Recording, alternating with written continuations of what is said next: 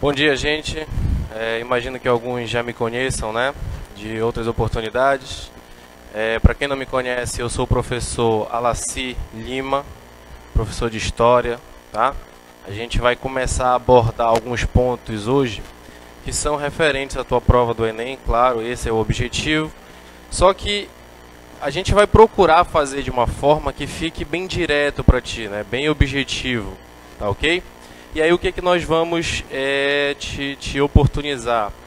Nós vamos fazer algumas orientações, algumas indicações para que tu possa estar sempre acompanhando de modo correto, tá?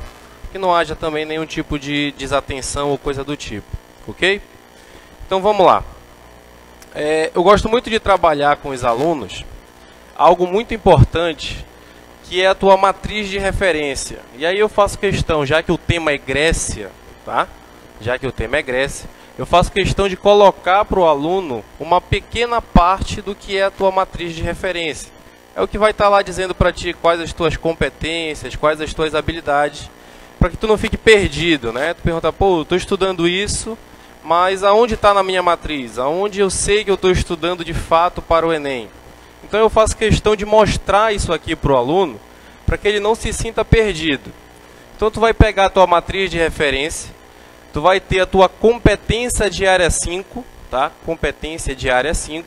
Ela vai te orientar a conhecer a história, para que tu possa compreender fundamentos da cidadania e da democracia. De novo, a tua matriz de referência vai te orientar que tu tenha conhecimentos históricos para que tu possa compreender fundamentos da cidadania e da democracia. E aí vem um ponto interessante. Por quê? Porque conforme a gente vai tomando conhecimento, né, a gente vai aprendendo certas situações, a gente vai estudando, a gente passa a ficar mais objetivo no modo de estudar. E aí qual é o ponto interessante disso daí? É tu pegar a parte principal que ele quer que tu tenha conhecimento: cidadania e democracia. Aí eu já te faço uma pequena reflexão agora. Eu quero saber se nesse momento da tua vida, aonde nós estamos passando, né, por situações que envolvem política, que envolvem questões de saúde e tudo mais, eu quero saber se nesse momento tu te enxerga como um cidadão e também se tu te enxerga dentro de uma democracia. Observa que isso é só uma pequena reflexão. A intenção aqui não é fazer um aprofundamento de debate político, não é essa a intenção. A intenção é a reflexão. Para quê? Porque dentro do teu conteúdo, com a tua habilidade, a tua competência, tu vai ter que comparar em determinados momentos. Ou seja, tu vai ouvir falar de Grécia. Grécia tem cidadania e democracia. Roma também tem cidadania e democracia. E hoje nós também temos cidadania e democracia. O objetivo do Enem, quando ele te coloca uma questão nesse sentido, é justamente fazer com que tu compare esses momentos da história. E claro, que tu possa te enxergar também no cenário atual. Tudo bem? A tua habilidade, ó, habilidade referente ao assunto Grécia. Lutas sociais e conquistas obtidas a partir de mudanças legislativas. Ou seja, quais mudanças ocorreram, como ocorreram, por que ocorreram. E aí, claro, que quando a gente começar a estudar o assunto, né, que a gente for passando pelo assunto, a gente vai entender que foram essas mudanças legislativas que causaram justamente um avanço político. E esse avanço político vai acabar onde? Num processo de cidadania e democracia, que a gente já falou anteriormente. Até aí tudo certo? Espero que sim. Espero que todos possam estar acompanhando de modo tranquilo, né? Então vamos começar. Falando de Grécia, a gente vai ter que fazer um exercício mental aqui nesse momento. Um exercício mental, lembrando das aulas de geografia, pegando um mapa, coisa e tal. Eu quero que tu visualize agora o mar Mediterrâneo, tá? A Grécia, ela vai se encontrar pelo mar Mediterrâneo. É nessa região que a civilização grega vai se desenvolver. E aí, por ela estar nessa posição geográfica, ela vai desenvolver certas características, como, por exemplo, a questão da economia. A economia era marítima. Por que a economia era marítima? Porque ela está voltada para o mar Mediterrâneo. Então, essas características a gente vai apontando aos poucos, tudo bem? Então, vamos lá. Primeira coisa interessante é vocês caracterizarem períodos. Para nós, historiadores, isso é muito importante para que a gente possa ter o quê? Uma noção de tempo. Não vai adiantar a gente falar de tudo, tá? A gente vai fazer apenas recortes. Então, observa. O primeiro momento que a gente fala é dos períodos da civilização grega. Quais são os períodos, professor? São 5. De novo, quais são os períodos? São 5.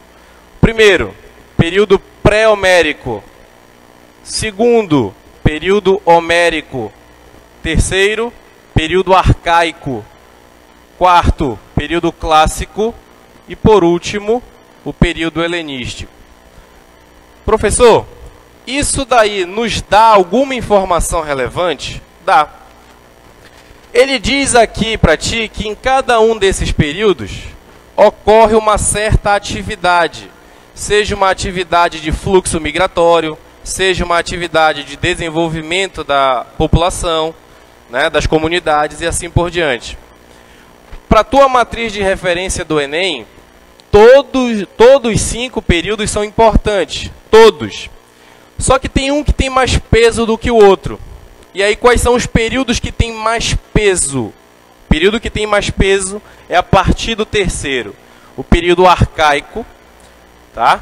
A gente vai para o clássico e, por último, para o helenístico. Esses 3 últimos períodos são considerados de maior peso.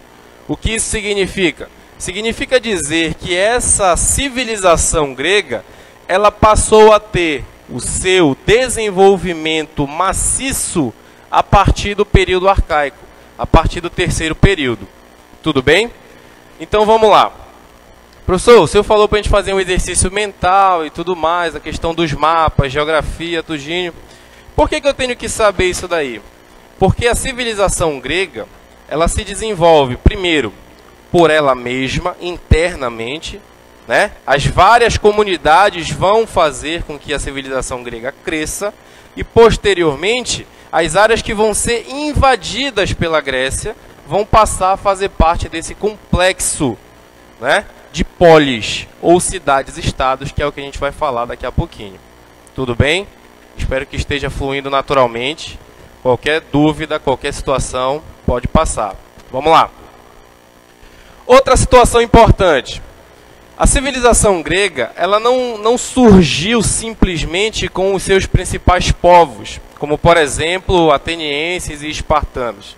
São os que a gente mais já ouviu falar, né? Atenienses e espartanos.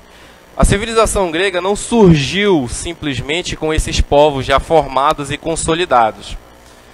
Teve todo um período e um processo de mistura de povos e comunidades que fez com que chegasse posteriormente a esse processo, né, ou a essas civilizações espartanas, atenienses e assim por diante. Então, professor, se não eram os atenienses e os espartanos desde o começo, quem eram esses povos? Aí a gente tem aqui os principais 4 povos que deram origem à civilização grega. Aí tu pode parar e perguntar assim, Ego, isso daí é algo que está sendo dito, mas qual é a importância de tudo isso? Vamos lá. A importância de tu entender a origem de tudo isso é para que tu possa ver lá na frente, quando a gente definir cidadania e democracia, a gente vê, por exemplo, quem tem direito a ser cidadão. A gente vai ter que voltar na origem, ver quais são os povos que enriqueceram, que prosperaram, que se desenvolveram para se tornarem elites. Toda a formação de civilização passa por esse processo. Um processo embrionário, um processo inicial de comunidade, depois tu separa. Essa comunidade vai ter uma elite e uma classe que não é elite. mas ela não vai surgir do nada. Então como é que eu faço para saber? Estudando as origens desses povos. Saber quem foram os povos que conseguiram enriquecer primeiramente, que se tornaram proprietários de terra, grandes comerciantes e assim por diante. Nesse processo, então vamos pegar um pouquinho atrás, aqui onde a gente vinha falando dos povos que formaram as civilizações gregas, tá? Primeiro, aqueus. Segundo, eólios. Terceiro, jônios. E quarto, dórios. Lembrando que houve um processo de mistura com povos que já habitavam a região da onde surgiu a civilização grega, tudo bem?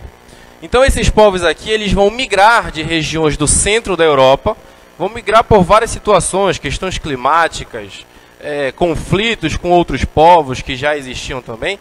Então eles vão migrar, vão sair do centro da Europa, por isso esses povos são chamados também de indo-europeus, tá? Então eles vão migrar do centro da Europa em direção ao sul da Europa, tudo bem? E lá vão encontrar outros povos e vão se misturar. Nessa mistura é que surge, sim, a civilização grega. Lembrando que também não é um processo tão simples, tão rápido. Vão haver conflitos, vão haver desentendimentos e assim por diante. Adiantando, quando a gente passa a observar as primeiras interações desses grupos, elas vão ser interações que vão ser de caráter econômico, basicamente, por uma questão de sobrevivência, tá? Então elas vão se misturar, vão fazer trocas comerciais e a princípio vai ser basicamente por uma questão de sobrevivência. Posteriormente é que essas comunidades vão começar a se formar com interesse já político, social e assim por diante. E aí o ponto é que começa a ficar interessante a partir daqui, quando a gente começa a falar de civilização, que quando se formam ou se organizam em comunidades, quem vai se organizar em comunidades? Esses povos aqui, que vão se misturar com os povos que já habitavam a região do território grego. Lembrando, mistura, e a partir dessa mistura é que vão surgir as organizações em comunidades, tudo bem? E aí é um ponto interessante também, por quê?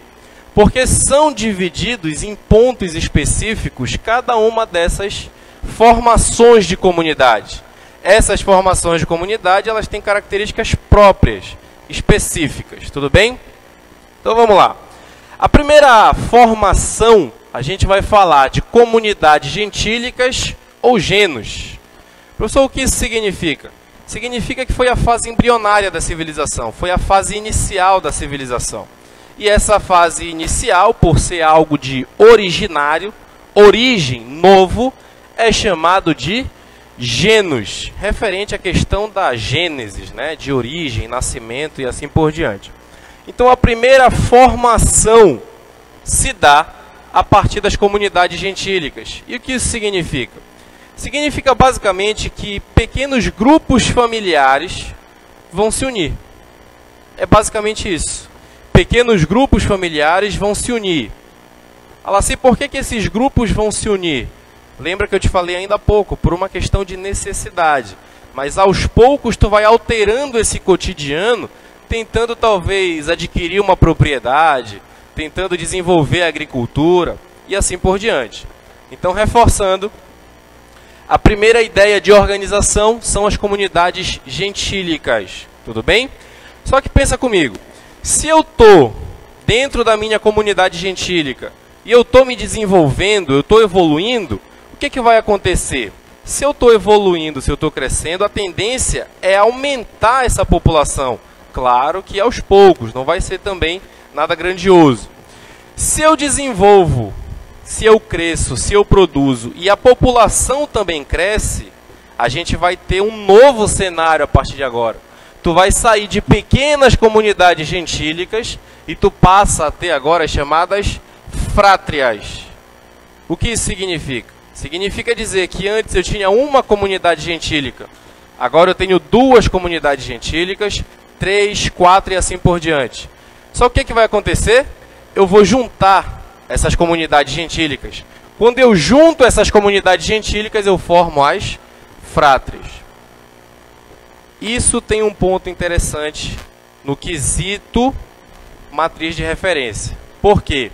Porque quando a gente olha a ideia de cidadania e democracia, e a gente começa a falar dessas organizações aqui, é justamente aqui que começa o processo de ver quem são as elites, quem não são as elites. Lembrando, as elites vão passar a ter direitos. Tendo direitos, eles são cidadãos.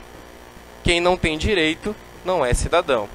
Essa vai ser a lógica. Claro que também vai ter toda uma questão de enriquecimento, de propriedades, né? E assim por diante. O ponto principal é entender que essas organizações de comunidades, elas vão ser o pontapé inicial do que a gente está vendo como objetivo principal aqui.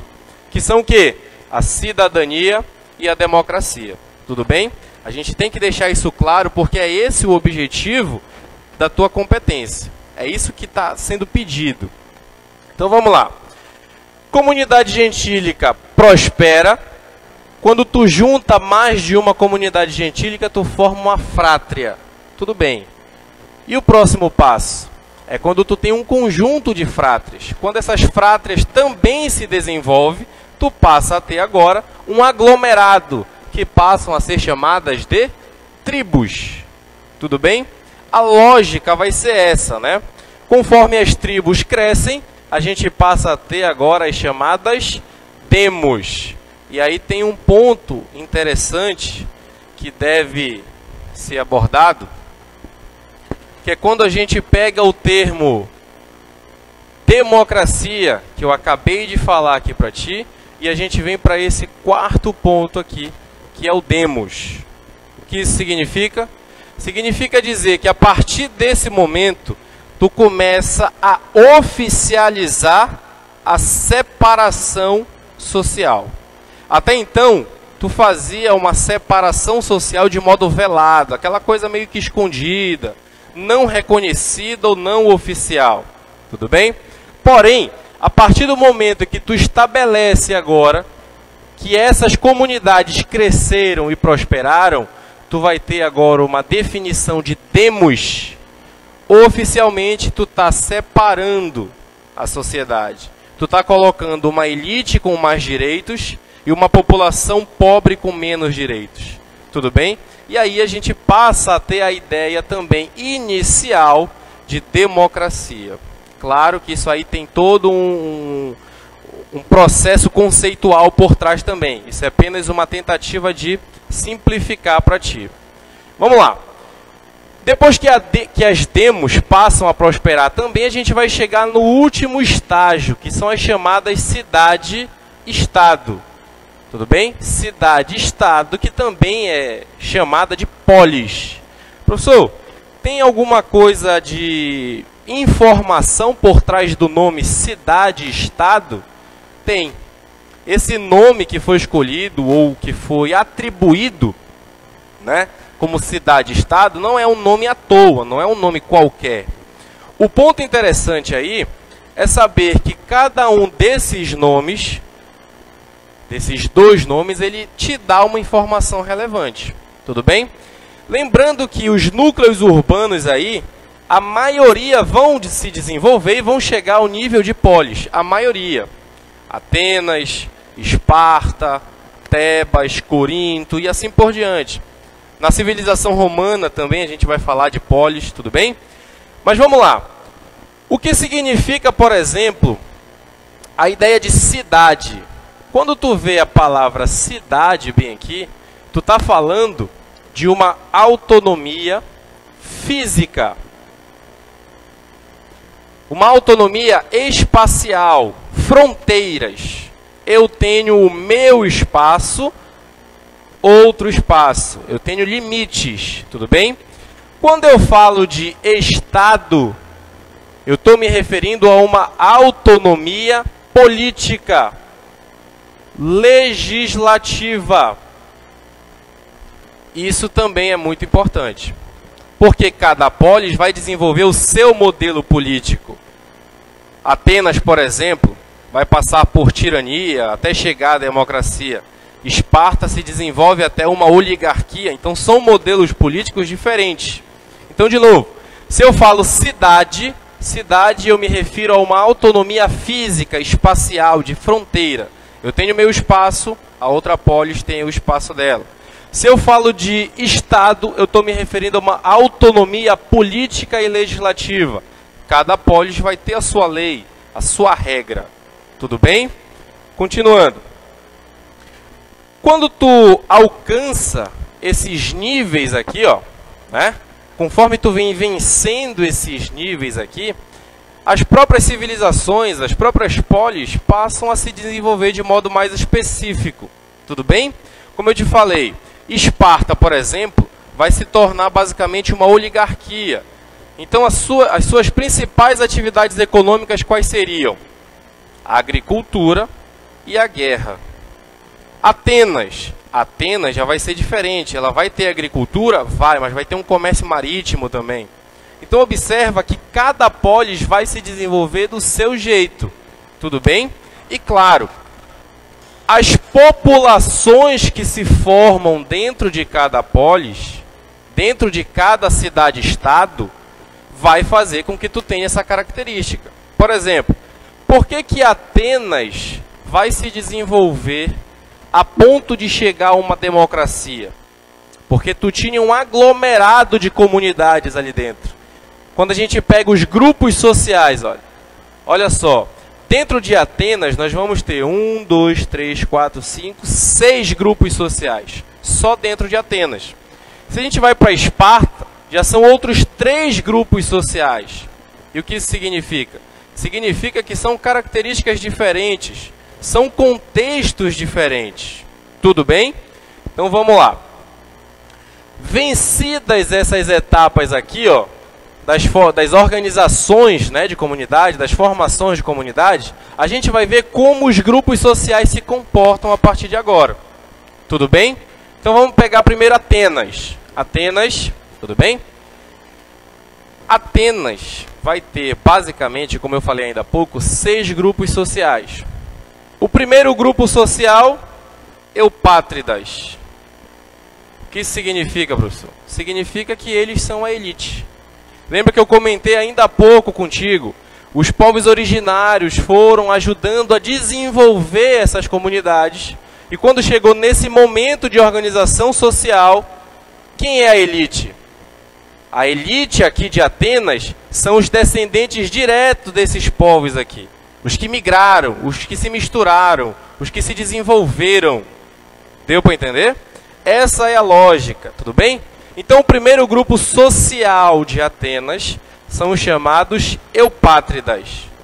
Esses caras aqui, basicamente, eles eram envolvidos com a política. Tudo bem?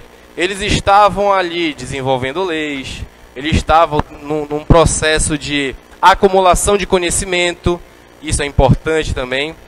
É o que eles chamavam basicamente do ócio. Só que aí tem um certo equívoco, né, que fala assim, a pessoa está ociosa hoje em dia. Quando a gente fala ociosa, fala que está sem nada para fazer. Nessa época é diferente. O ócio significa a reflexão. Significa você ter contato com a natureza. Significa você ter contato e refletir sobre toda a sua vida. Lembra que nesse período aqui é um dos períodos de auge da filosofia. Deu para entender? Isso significa o quê? Para chegar àquelas reflexões profundas, eu preciso estar no ócio. O ócio, ele é o lado diferente da labuta. A labuta é o trabalho pesado, né? Então, a elite ateniense, que são os eupátridas, eles estão basicamente o quê? Vivendo do ócio, que são questões políticas, questões de reflexão, filosofia e assim por diante. Vamos lá. Um ponto interessante. Esses camaradas aqui, chamados eupátridas, eles eram os principais proprietários. Falar para vocês quem são os metecos, e aí depois eu vou explicar para vocês como que isso pode ser uma pegadinha. Vamos lá. Os metecos, eles eram estrangeiros, eram pessoas que chegavam em território grego. Chegou no território grego, é um meteco. Ah, mas ele é grego, mas de outra polis. Não importa. Se ele não é ateniense, ele é estrangeiro. Sendo estrangeiro, ele é um meteco. Gravou isso daí? Beleza. Agora vem o risco, né? A possibilidade de pegadinha. Vamos aqui. Vamos colocar esse território aqui, ó, território A, como sendo um território ateniense. Tudo bem? Atenas vai e domina um território B, que está bem aqui. Atenas dominou esse território. Presta atenção que esse território B aqui agora, ele passa a se comportar como um território que? Um território A. Ele pertence a Atenas a partir de agora. Tudo bem? Professor, aonde que entra a pegadinha? A pegadinha entra na questão da população. Como assim, professor? Observe. Esse território B, ele tem um povo. E esse povo não é ateniense. Certo? Porém, Atenas dominou esse território.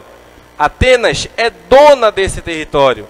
E essa população que habita esse território a partir de agora passa a ser considerada como um meteco.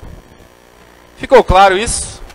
Espero que sim, porque já vieram questões abordando essa perspectiva, colocando a possibilidade desse povo aqui passar a ser um povo ateniense. E não é. Ele é um povo estrangeiro dentro de um território ateniense. E isso é importante, galera, para que vocês possam ter uma noção até dentro da questão de direitos, tudo bem? Dentro da questão da cidadania ou da democracia, como a gente já vinha falando anteriormente, tudo bem? Continuando. O último grupo que a gente fala de Atenas é o grupo de escravos, tá?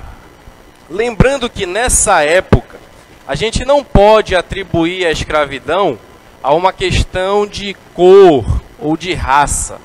A perspectiva de escravidão nesse momento não é essa. A perspectiva de escravidão nesse momento aqui, ela se dá de 3 formas. Vamos lá? A perspectiva de escravidão se dá primeiro pela questão da guerra. Um povo A vence um povo B, o povo B passa a ser escravo daquele povo A. Tudo bem? Outra possibilidade de escravidão, a dívida. Uma pessoa deve para outra, não tem como pagar, ela se torna escrava até quitar a sua dívida. Tudo bem? E a terceira possibilidade de escravidão, nesse momento da história, se dá pela ideia do voluntariado. Como assim, Alaci? Alguém vai se voluntariar a ser escravo? Sim. Numa condição de necessidade, algumas pessoas se voluntariavam. Se propunham a fazer trabalhos só para ter um local onde morar, só para ter uma refeição a fazer, uma roupa a vestir e assim por diante. Então são as 3 perspectivas, as 3 possibilidades de escravização nesse momento. Lembrando, a cor da pele não significa ainda um processo de escravização. A gente só fala da questão da cor lá pelo século XIV, século XV, XVI, quando a África, né, passa a ser muito explorada, tanto em recursos naturais, como também em recursos humanos, tá bom? Isso é uma outra temática. Então pronto, falamos aqui de Atenas, finalizamos a sociedade, né, ateniense, como que ela se divide, que cada um faz e assim por diante. Agora vamos para Esparta, tudo bem? Esparta vai ter uma divisão mais simples, né? Porque tu tinha um grupo dentro de Esparta que era um grupo bem menor. Até a geografia espartana, né, o território espartano, não era um território propício nem para agricultura, nem para moradia, nem para tantas outras coisas. Então a galera que morava ali naquele território era uma galera que era, digamos assim, bem persistente, tá bom? Então o primeiro grupo que a gente fala da civilização espartana, ou da sociedade espartana, são os espartanos. tá? São os espartanos, é a elite de Esparta, tudo bem? Aí tu vem para o segundo grupo. O segundo grupo aqui, ó, chamados de periecos. Olha só, que quando eu digo para ti que eles são periecos, eu estou te dando a informação de que esses caras eles estão próximos aos espartanos, mas eles não têm tantos direitos. Eles estão próximos, mas não têm direitos. Tudo bem? Professor, agora tem alguma outra informação relevante desses caras aí? Sim. A organização populacional espartana, ela era curiosa. Ela era, claro, que não era um círculo perfeito. É só uma tentativa de demonstrar aqui para vocês, tudo bem? O que era a civilização e a organização de Esparta, a organização social? Era basicamente dessa forma. Tu tinhas um aglomerado em formato circular. No centro, com uma minoria populacional, tu tinha os espartanos. Ao redor, tu tinha os periecos. Se tu for buscar no dicionário, né, informações a respeito da palavra periecos, e tu pegar essa primeira parte aqui, ó, de periecos, vai te dar a mesma origem, o mesmo começo de periferia. Então os periecos eram um grupo que habitavam o espaço espartano, mas um espaço mais externo, não tão central, tanto na política quanto na geografia. Isso também é importante. E por último, falemos dos ilotas. E aí tem muita confusão também. Confusão dos alunos, porque é natural vocês acharem, né, vocês pegarem a última classe e falar, era a classe que mais trabalhava, era a classe que estava perdida, que era mais explorada e assim por diante. Faz sentido. Porém, tu não pode igualar, tudo bem? Tu não pode igualar. Primeiro, que quando tu fala de escravos, tu está falando de uma propriedade. Como eu te falei ainda há pouco, se eu pego alguém que é escravo por dívida, essa pessoa é propriedade de outra. Ela é escrava de alguém diretamente, tudo bem? Quando a gente vem para cá, para os ilotas, tu não vê essa possibilidade. Não existe a possibilidade de um ilota pertencer a uma pessoa, tudo bem? O ilota, ele não pertence a uma pessoa. O ilota, ele obrigatoriamente pertence ao Estado espartano. Ou seja, ele pertence ao governo, às instituições espartanas. Tanto que esses ilotas aqui, eles desempenhavam obras públicas. Eles construíam, limpavam, enfim. As obras eram em benefício da sociedade espartana, não em benefício de uma pessoa específica. Tudo bem? Essa parte aqui a gente basicamente deixa claro para ti como que foi a formação desses grupos, como que foi a evolução da civilização grega até o quesito sociedade. Tudo bem? Agora, eu quero chamar a tua atenção para outro quesito que veio se desenvolvendo no mesmo tempo. Só que é interessante a gente fazer uma separação para não confundir muito a tua cabeça, tá ok? Então vamos lá. A gente veio num processo evolutivo, falou da formação das comunidades, a formação das sociedades, tudo bem? E agora a gente vai falar de um ponto específico, que é o ponto da política, tudo bem? É o ponto da política. O que isso significa? Repito, quando a gente vem para cá, para essas formações que estão desse lado, elas vão ocorrer no mesmo período que a gente falou ainda há pouco. Só que eu reforço, é necessário separar para uma questão de entendimento. Tudo bem? Então vamos lá. A política grega, pegando as duas principais, Atenas e Esparta. Falando de Atenas, a primeira instituição política que a gente vai ver em Atenas vai ser a chamada Eclésia. Tudo bem? O que significa essa Eclésia aí, Alaci?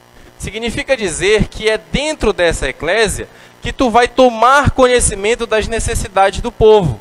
Está lá dizendo, ó, Assembleia Popular. Tudo bem? Significa que a gente vai ter um centro político para debater as necessidades do povo. Todas vão ser atendidas? Isso aí é outro. Tudo bem? Professor, mas quem é que está na eclésia? Quem é o grupo social que faz parte da eclésia? Se estamos falando de Atenas, nós vamos pegar essa configuração aqui.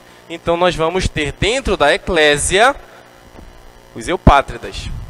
Tudo bem? Outro centro político era chamado bulé. O que significa bulé? Significa a elaboração de leis. Esse grupo ele era responsável por pegar as necessidades do povo, transcrever certas leis e depois devolver isso em políticas públicas. Tudo bem? Esse era o papel de quem? Da bulé. Olha, eles elaboravam as leis. Só que tem um detalhe aí, tá? Essa elaboração nesse cenário aí, ela não é uma elaboração redigida. Tudo bem? Isso aí vai ser um processo posterior. Nessa época, a legislação era uma legislação oral. Não tinha nada escrito. Tudo bem? Vamos lá. Outro centro político era o arcontado. E ele basicamente ficava responsável pela justiça, onde casos e casos eram julgados, né? É o que a gente entende talvez hoje pelo poder judiciário, tá? Seria uma comparação assim, rasteira, mas que dá para a gente fazer. Tudo bem? O estratego era outro centro político importante. Por quê? Porque o estratego ele era responsável pela defesa de Atenas. Era dentro do estratego que a gente ouvia falar, por exemplo, de táticas de combate, possibilidades de inimigo, de alianças políticas e econômicas. Era dentro do estratego. Tudo bem? Vamos lá. Outro centro político importante era o Elieu. Elieu era um outro centro importante, por quê? Porque ele tinha uma característica mais específica, que era um tribunal popular. Professor, mas você não falou que o arcontado ele era responsável por julgar casos? Sim, só que também tinham casos que eram casos simples, de menor impacto, digamos assim, e aí tu tinha um tribunal popular, aquele que agilizava mais os processos. Nesse caso, esse tribunal popular era chamado de Elieu. Tudo bem? Essa evolução toda, tanto social aqui, ó, quanto política, fez com que Atenas chegasse ao seu ápice, ou seja, ao seu máximo desenvolvimento, que no caso foi chamado de democracia. Aí tu vai e me pergunta assim, beleza, professor, o senhor falou tudo mais, falou das comunidades, falou das sociedades, mas quem era que participava da democracia? Quem participava da democracia era o cidadão.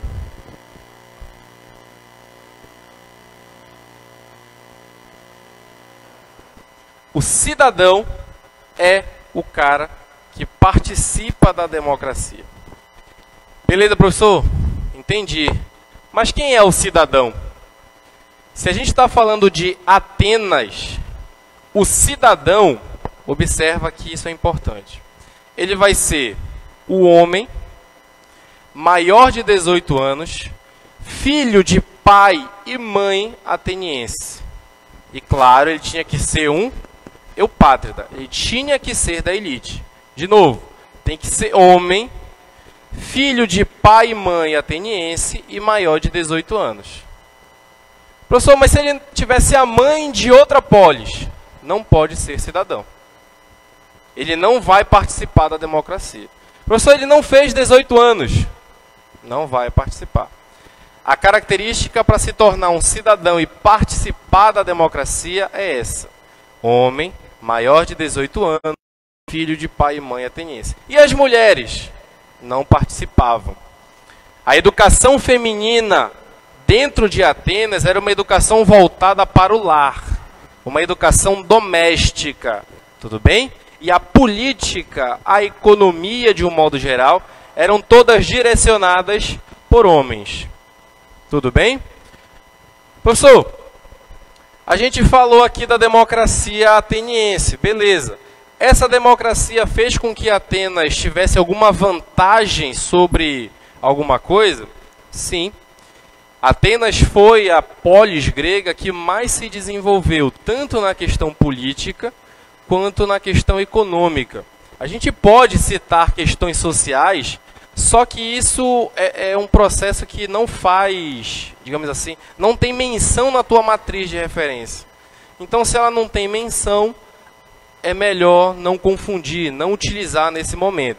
O importante é tu entender que o auge de Atenas foi justamente quando ela alcançou a democracia.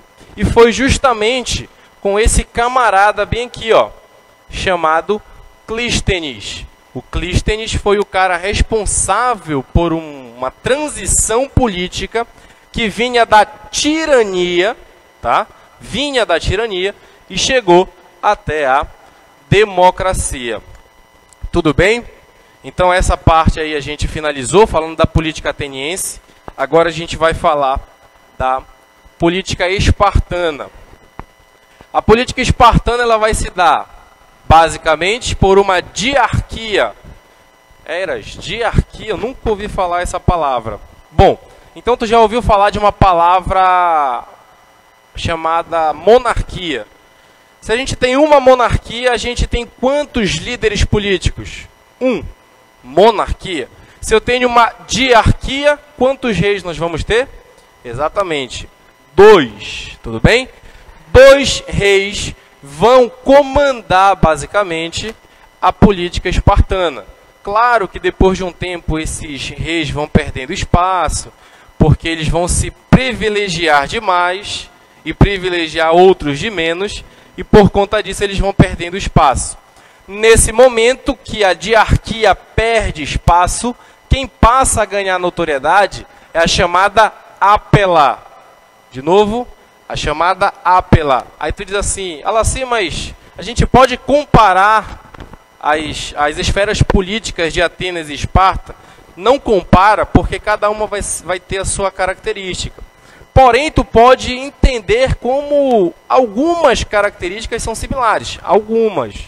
Se eu falo aqui, ó, de Atenas, a eclésia é a Assembleia Popular. Em Esparta, a minha Assembleia Popular vai ser o quê? A ápela. Tudo bem? Tem até um macete, eu não gosto muito de macete, mas se tu quiser usar para a hora de tu lembrar lá na tua prova, não tem problema. Tu quer lembrar de Assembleia Popular de Esparta, é só tu pegar as 3 primeiras letras aqui, ó. Ápela, Assembleia Popular de Esparta. Acabou.